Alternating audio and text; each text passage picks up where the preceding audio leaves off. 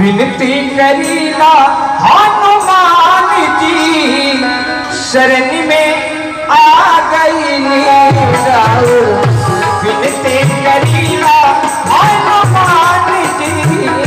शरण में आ गई। और देखिए एक तरफ हम हनुमान जी के लिए प्रार्थना कर रहे हैं और एक तरफ मैं कल अरविंद शर्मा मधुकर अपने बड़े भैया रंजन जी के साथ, बड़े भैया अनिल जी के साथ, जम्मू भैया के साथ, अपने अरुण अनाड़ी के साथ, सभी लोगों के साथ मैं अपने परम पूजनी श्री श्री 1008 श्री सर्वेश जी महाराज जी के चरणों में भी यही बात कहना चाहता हूँ।